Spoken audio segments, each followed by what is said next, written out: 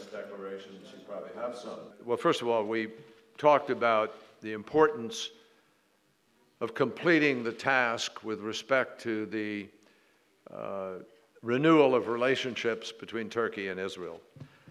That was an important and courageous choice and decision made by the Prime Minister of Israel to move forward in that relationship.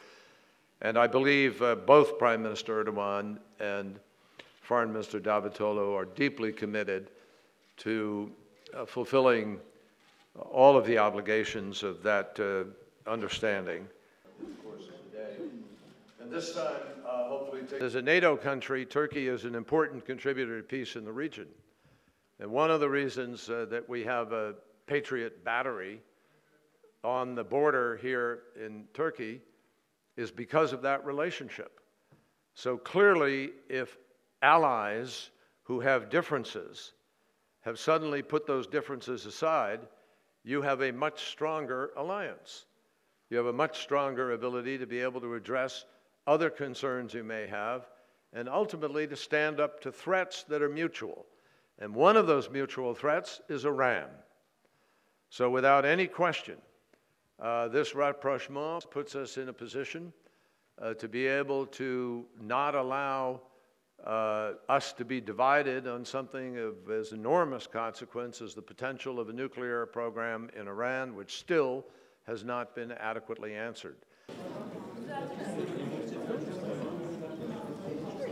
We have expressed to the Prime Minister that we really think that it would be better delayed and that it shouldn't take place at this point in time.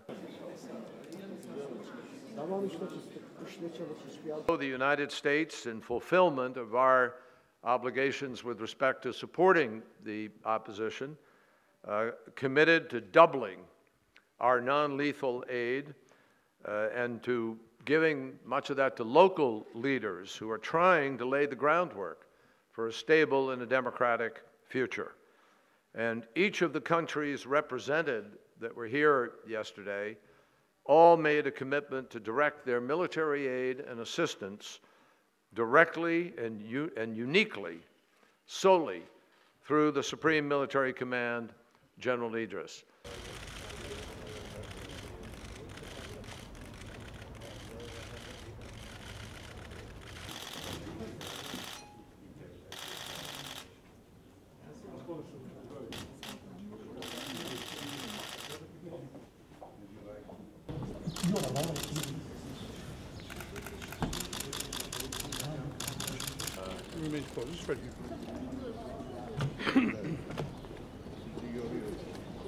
Guys, stay.